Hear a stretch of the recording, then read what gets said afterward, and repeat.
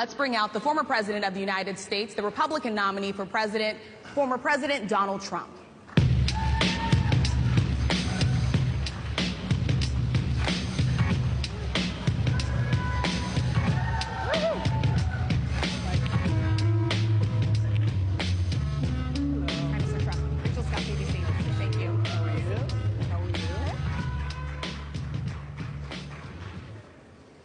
Mr. President, we so appreciate you giving us an hour of your time. I want to start by addressing the elephant in the room, sir. A lot of people did not think it was appropriate for you to be here today. You have pushed false claims about some of your rivals, from Nikki Haley to former President Barack Obama, saying that they were not born in the United States, which is not true. You have told 4 congresswomen of color who were American citizens to go back to where they came from.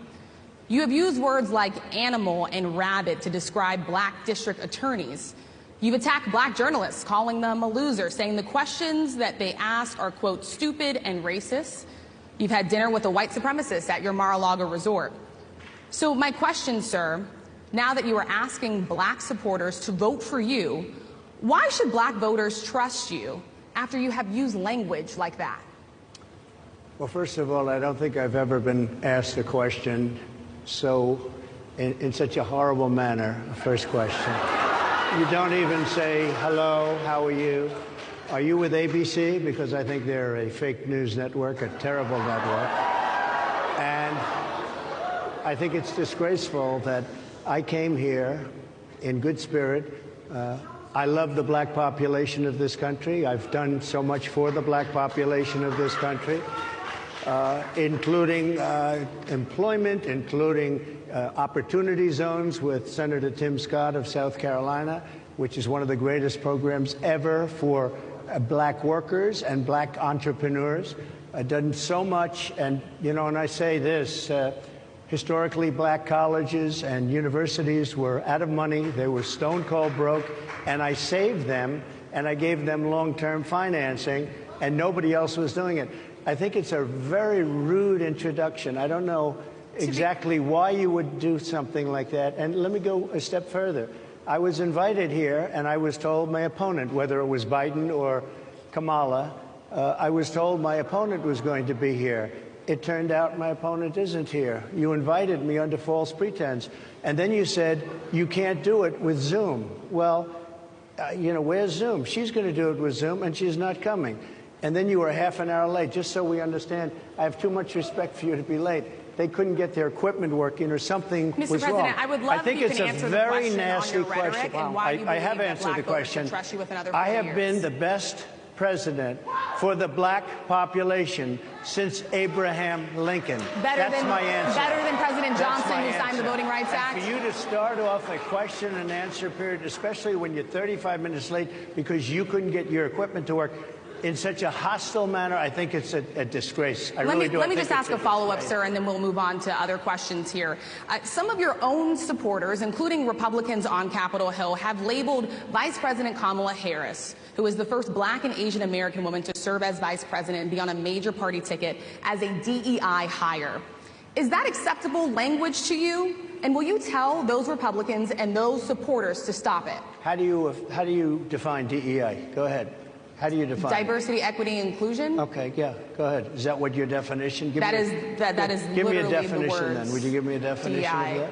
Give me a definition. Sir, I'm asking you a question, a very direct question. Define it for me, if you would. I just defined it, sir. Do you believe that Vice President Kamala Harris is only on the ticket because she is a black woman? Well, I can say no. I think it's maybe a little bit different. So I've known her a long time indirectly, not directly very much, and she was always of Indian heritage, and she was only promoting Indian heritage. I didn't know she was black until a number of years ago when she happened to turn black, and now she wants to be known as black. So I don't know, is she Indian or is she black? She has always identified as a black woman. She went to a historically black college. I respect either one, but she obviously doesn't, because she was Indian all the way, and then all of a sudden she made a turn, and she became a black person. Just to be clear, sir, do you believe that she is... I think somebody should look into that, too, when you ask continue in a very hostile, nasty tone. It's a direct question, sir. Do you believe that Vice President Kamala Harris is a DEI hire, as some Republicans I really don't have know. said? I mean, I really don't know. Could be. There are some, and there are plenty. I know this lady right over there, Harris, is a fantastic person who just interviewed me at length. And we had a great interview, I think, and I heard you got very good ratings on that Well, interview. you told me it was the longest one of your life, so we had a good discussion. Look, I want to talk about why you're here today. I mean, it is not lost on us how divided we are as a country. And as you were coming today, we really got to see that we are divided along the lines of race, along the lines of gender. And there is this question of, in this moment where we are, why come here? What is your message today? My message is to stop people from invading our country that are taking, frankly, a lot of problems with it. But one of the big problems, and a lot of the journalists in this room I know and I have great respect for, a lot of the journalists in this room are black. I will tell you that coming from the border are millions and millions of people that happen to be taking black jobs. You had the best. What exactly is a black job, sir? A black job is anybody that has a job. That's what it is. Anybody that has a job. All right. And Mr. President, they're taking the employment away from black people. They're coming in, they're invading. It's an invasion of millions of people, probably 15, 16, 17 million people. I have a feeling it's much more than that. And everybody's been seeing what's happened. The first group of people, the black population, is affected most by that, and Kamala is allowing it to happen. She's the border czar. She's the worst border czar in the history of the world. There's never been a border czar like this. She's never even essentially been. She said she was there once, but not the right part of the border. So she was a border czar. She's done a horrible job. These people are coming into our country, and they're taking black jobs and Hispanic jobs, and frankly, they're taking union jobs. Unions are being very badly affected by all of the millions of people that are pouring into our country. And one thing, as we discussed, many of these people are coming in from mental institutions, from prisons, from jails. They're gang members in other countries. Other countries are setting loose their prisoners. They're opening up their prisons and their mental institutions, and they're taking their bad people, drug dealers, gang members, and they're bringing them into the United States. And by the way, their crime rate is going down, and our crime rate is going to be a disaster. Mr. President, I want to get into how you address some of the issues with black communities. And I say that plural because we live in communities of color that are different. We're not all the same. We don't vote the same. We don't think the same. Sure. It's not monolithic. So as you come here today, I want to talk about something that bursts. And this is the weight of the inflation on this country right now. The nonprofit Money Management International recently released data from its mid-year analysis that we have found a 52% rise in people who are seeking counseling for being in credit debt. They're paying for food that is sky high on their credit cards, and now they can't pay that off. The credit counseling nonprofit MMI, as I said, is saying now that they've seen surges that they haven't seen since we were in a pandemic of people in financial trouble.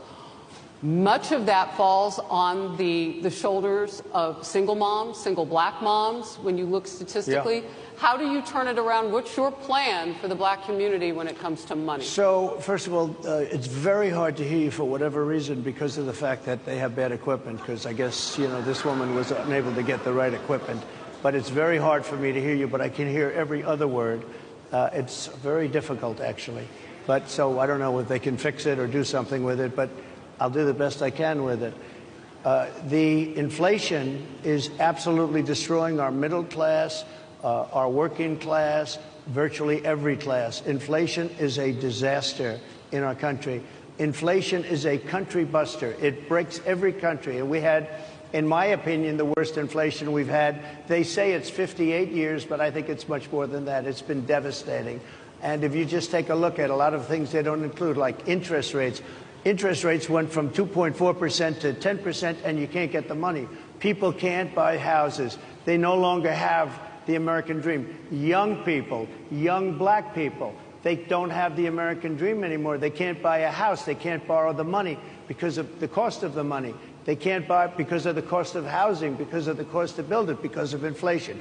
Inflation is a disaster, and it's destroying our country, and it's destroying the black community probably as much or So what do more you do? than any. What's your plan? You know what we have to do? We have to bring down the cost of energy, and that's going to bring down the cost of inflation. This was all started with a bad energy policy by Joe Biden. By the way, just if I might, I was running against a man named Biden. You probably saw that. And he was losing very badly in the polls, and then he had a rather bad debate. I would say it was a bad debate. I would say it was one of the worst debates in history. And his poll numbers crashed. And instead of saying, you know, let's keep going and maybe something happens the other way, they said, oh, we're going to replace him. Let's just replace him. That's like you're in a fight, a prize fighter's in a fight. He's not doing what you say, let's bring in another fighter. So our whole campaign was steered toward him, and now we have to steer toward him. But ultimately it's the same because they have bad policy. They have policies of open borders, unbelievable open borders, horrible energy policies. They want to get rid of as you say, gasoline in cars. They want to get rid of oil. They want to get rid of efficient heating. Mr. President. Environmentally, what they're doing is killing our country. They're absolutely destroying our country. But the inflation is the thing that's hurting the black worker, the black population, and every other population within our country. Inflation is the worst it's been, I think, in over 100 years. And they'll fact check it. They'll say it's only 58, whatever it may be. They don't add all the numbers. They don't add the really bad numbers, and you can check that too. But inflation, Harris, is absolutely destroying this country and the people in our country. Yes, Mr. ma'am. President, can I ask you another question Yes, that is also impacting black Americans? And that's very clear now. Good. I'm sorry? It's very clear. I hear you. Okay. So Sonia Massey, someone from Illinois, an unarmed black woman, was shot the other day in her home by a deputy sheriff. The deputy has since been charged with murder. You've said police would get immunity from prosecution if you win. Why should someone like that officer have immunity, in your opinion? Immunity? Immunity. I don't know the exact case, but I saw something, and it didn't look good to me. It didn't look good to me. Are you talking with the water, right? Yeah, well, police unions are not backing this person either. Okay. But again, why would... They're going to be charging the officer. I guess they're charging the officer. So why should he receive immunity? Well, he might not. I mean, it depends. It depends on what happens. I'm talking about people that are much different cases than that. We need people to protect ourselves. And by the way, in Chicago, as an example, a few weeks ago, July 4th weekend, they had 117 shootings and 17 deaths. Nobody wants that. Nobody wants that. We need to have our police officers have the respect and dignity back. In this particular case, I saw something that didn't look good to me. I didn't like it. I didn't like it at all. So can you get a little more specific back to the immunity question? Who would make those Well, right now, for the most part, people are protected by their unions, by their police unions, or by their police departments. But I'm saying if I felt, or if a group of people would feel that somebody was being unfairly prosecuted because the person did a good job maybe with crime, or made a mistake, an innocent mistake. There's a big difference between being a bad person and making an innocent mistake. But if somebody made an innocent mistake, I would want to help that person. What would those exceptions be? What would determine an innocent You go mistake? after somebody, and it's a very close call, and it's very dangerous. And, you know, they have... the policeman's life and woman is a very difficult thing because sometimes you have less than a second to make a, life and death decision. And sometimes very bad decisions are made. They're not made from an evil standpoint, but they're made from the standpoint of they made a mistake. So I want to follow up really quickly. I find it interesting because you do talk about reining in prosecutors, especially when it comes to prosecutors that are prosecuting you. Why doesn't that skepticism apply to law enforcement? Well, I've been prosecuted because I'm a political opponent of two people that have weaponized our justice system.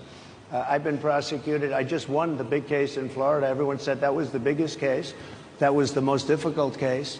And I just won it. Now, Biden has a similar case, except much worse I was protected under the Presidential Records Act. Biden wasn't, because he wasn't president at the time, and he had 50 years worth of documents, and they ruled that he was incompetent, and therefore he shouldn't stand trial.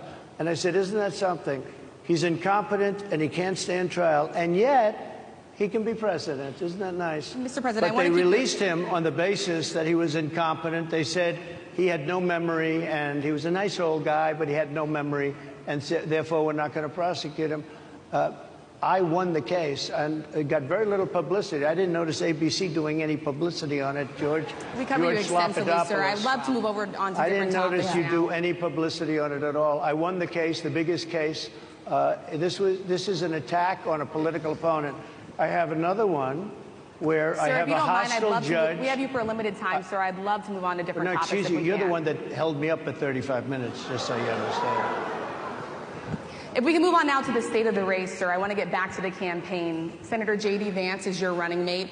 He's had a lot of controversy lately, and I want to read you a few things that he has said in the past. He said the Democrats running the country are a bunch of childless cat ladies who are miserable at their own lives and the choices they've made, and so they want to make the rest of the country miserable too.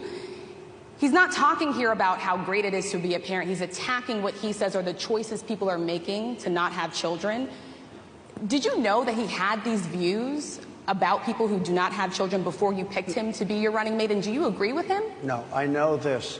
He is very family-oriented, and he thinks family is a great thing. That doesn't mean he thinks that if you don't have a family, it's not. I know people with families. I know people with great families. I know people with very troubled families. And I also know people with no families. They didn't meet the right person. Things happen. You go through life, you don't meet the right person. But he's not just talking about families here. And he also says that people people that don't have children should get less votes than those that do. I'm just speaking for myself. Is that your campaign I think position? I'm speaking for him, too. He strongly believes in family. But I know people with great families. I know people with not great families that don't have a family. And the people without the family are far better. They're superior in many cases, okay? He's not saying they're not. What he's saying is that he thinks the family experience is a very important thing. It's a very good thing. But that doesn't mean that if you grow up and you grow older and you don't meet somebody that would be wonderful to meet and would have been good, that that's a bad thing. He's not saying that.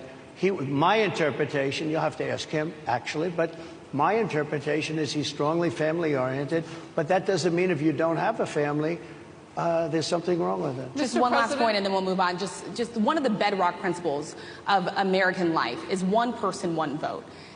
Senator J.D. Vance has suggested that someone who has children should have more votes than a person who does not have children. I just want to be clear here. Is that the position of your campaign? Well, no, but it's not something I have ever heard before. I can tell you this. Right now you have illegal aliens coming into our country, many from prisons and many from mental institutions, and they want to give them votes. I don't think they should have votes. They came into our country illegally, and they're taking the vote away from all of the people in this room that have been here a long time, that have worked hard, that in many cases, and you'll see this happening, if I'm not elected, you're going to see it happening. If I am, you're not going to have any problem. But you're going to see it happening a long time. You're going to see the people in this room and people outside of this room are going to be losing their jobs to people that have come into this country illegally. Mr. President, can we stay with just kind of the state of the race right now? Because I felt like that vice president question, candidate question was right in there with that. So let's talk about J.D. Vance for a little bit. He's had some stumbles out of the gate. I don't know if you're hearing what we hear as reporters, but it's been a tough couple of weeks for him. Why did you choose J.D. Vance? Why did you choose him? And I'm having a hard time hearing, too. I know everybody out there can, but it's hard to hear. I'll tell you why. I chose him because he's a very strong believer in work and the working man and woman, and especially the working man and woman who have been treated very unfairly, because you have many of them in this room. But you have many of those people, they were treated very unfairly. They worked very hard and they were treated unfairly. He wrote the book that became a bestseller. The movie became a smash hit. He's a very smart guy without the benefit of having a family that has contacts, like a father that was well-connected.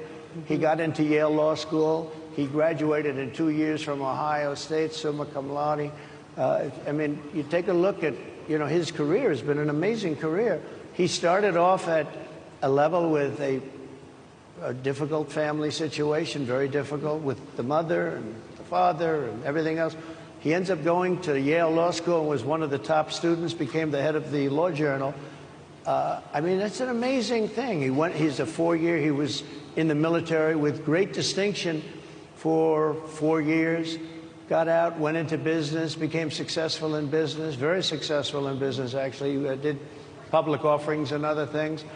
And I have to believe in that. I mean, he's somebody that was born in a rough situation. Most of the people know that situation because it was very well documented in his book.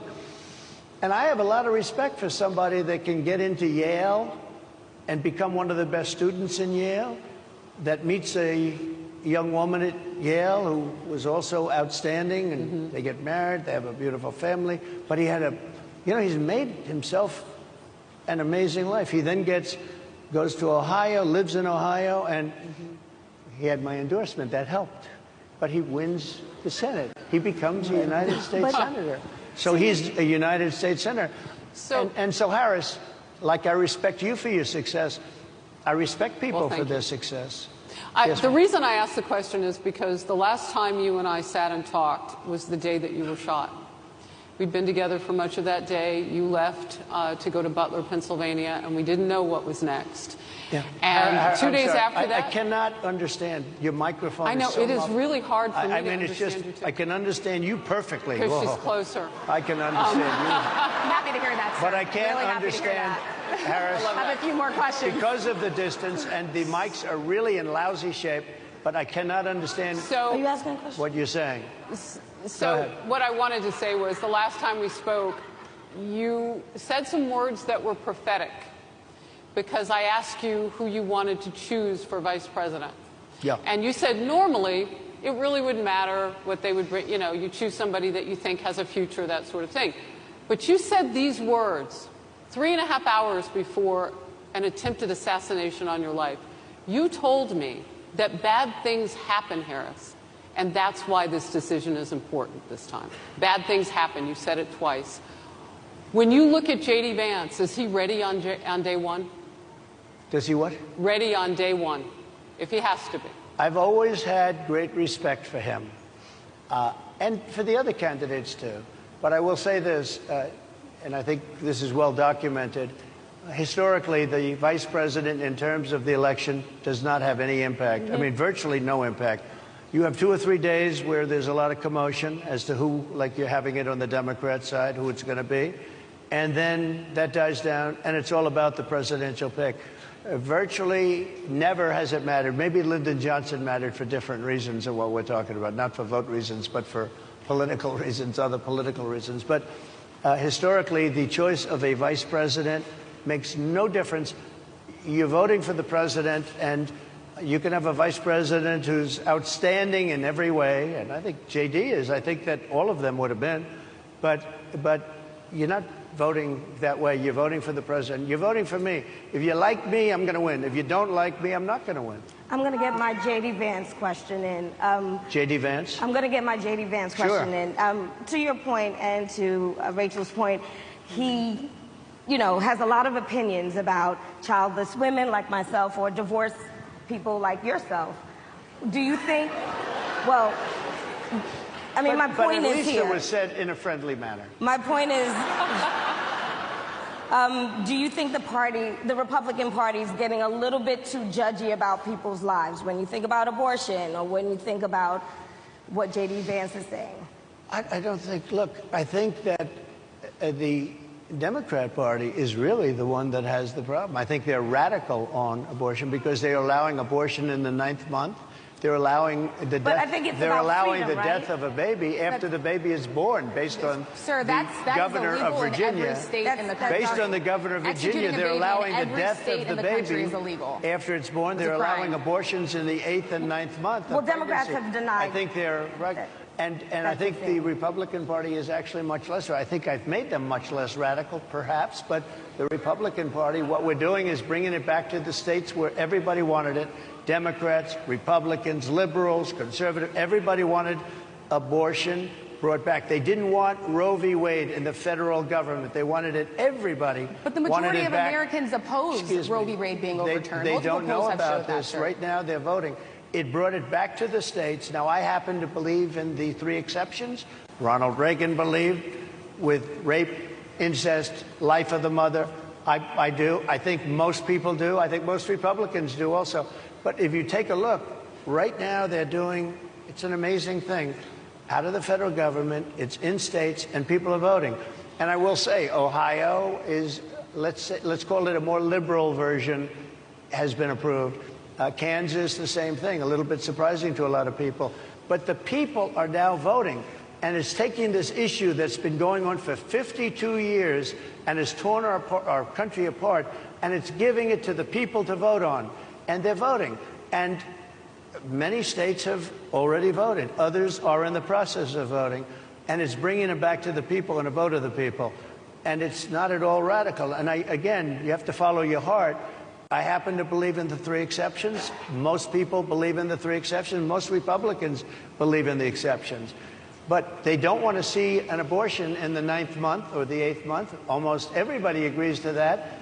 And they certainly don't want to see, in the case of the governor of Virginia, the former governor, I might add, who said, we set the baby aside and then we decide what to do. Meaning, what do? We execute the baby. That's a radical, horrible position. And some people want that. I don't want it. Most people don't. Thank you. Can I just pivot really quickly to another question about, you brought up health, Harris. You're an active man. We see you golfing all the time. But if you win, you'll still be president at 82, which is older than Biden is right now. But not mentally. Look, mentally. Here's the question. He's shot.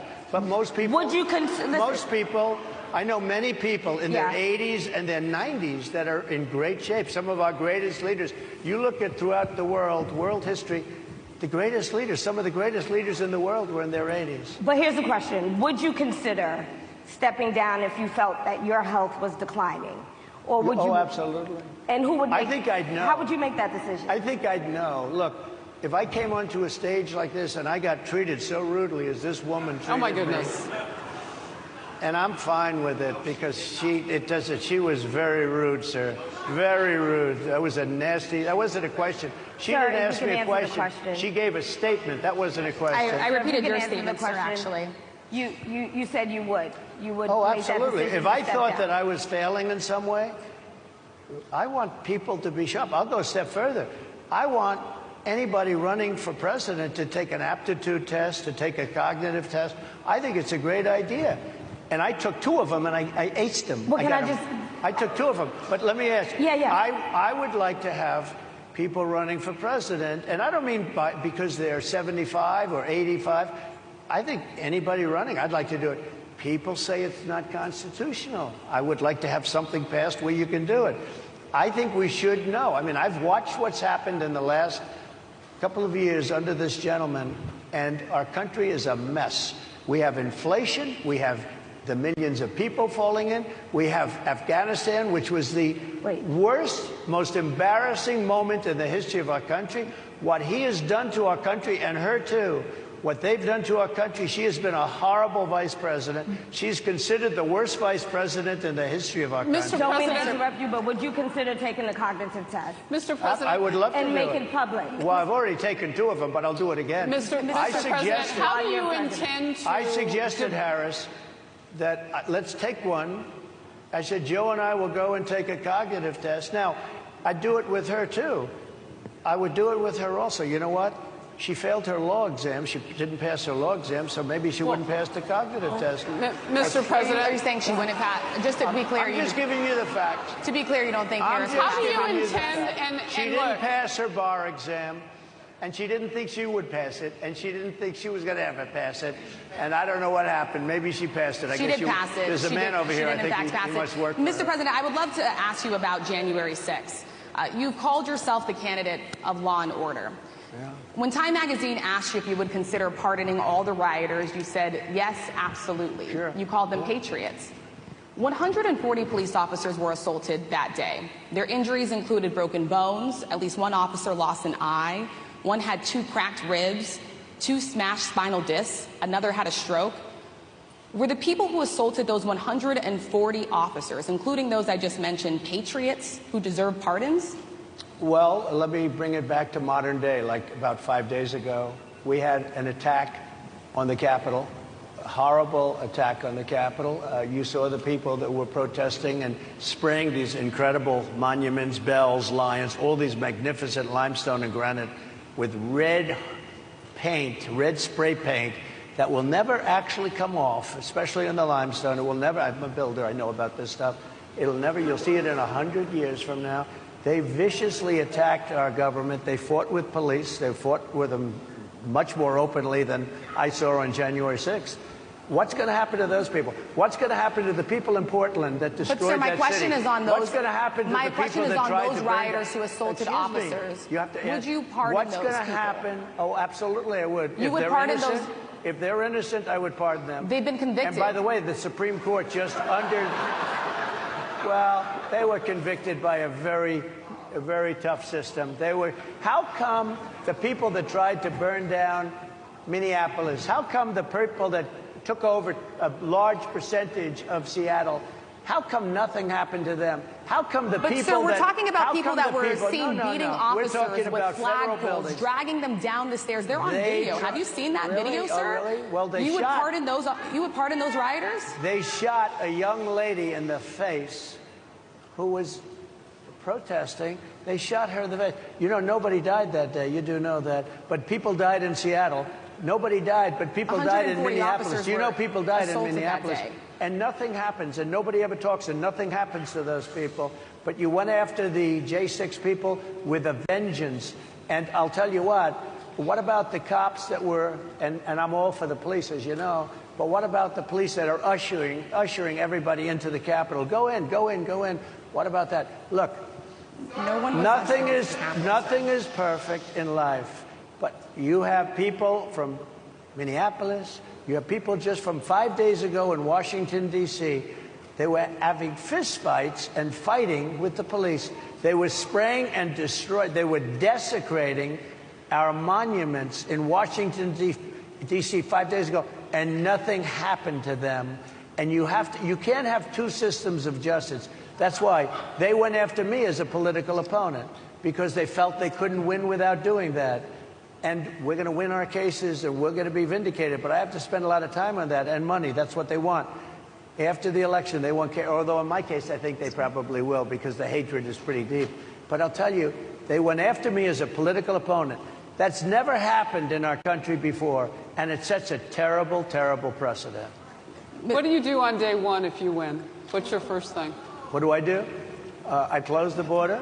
And I do two things, because I can do a lot of things simultaneously. I close the border. We don't want people coming in. We want people to come in, Harris, but they have to be vetted. They have to be checked. They have to come in legally. I want people to come into our country, but they have to be vetted. They have to be checked. So when you say, what do? That, and I drill, baby, drill. I bring energy way down. I bring interest rates down. I bring inflation way down so people can buy bacon again, so people can buy a ham sandwich again, so that people can go to a restaurant and afford it. Because right now, people can't buy food. Your grocery bills are up 40, 50, 60%, right? She's agreeing to me. Oh, she's agreeing. Thank you. I like you very much. Mr. President, I think we are. But it's true. Your grocery bills are up. And then they're mandating that you buy an all-electric car. You know, Elon Musk endorsed me, and he's a friend of mine. He's a good guy. He's a smart guy. But I'm against everybody having an electric car, okay? I'm very much against that. You have to be able to, if you want a hybrid or if you want a gasoline-propelled car. But, you know, we have more liquid gold, gasoline, oil, under our feet than any other country. More than Saudi Arabia, more than Russia, more than any other country. I want to use it. I want to use what we have. I want to bring down prices, bring down costs. And I also have to stop the invasion. And remember, they're taking your jobs. These people coming in are taking your jobs. Project 2025. I think we have to leave it there by the Trump team. All right. So leave it. That is the last word. Thank you so much, Mr. Trump, for coming today and joining us. Well, thank you very much. They've been telling us. I Thank can't you. hear him. Thank you, everybody, very much. Great Thank honor. you, Mr. President.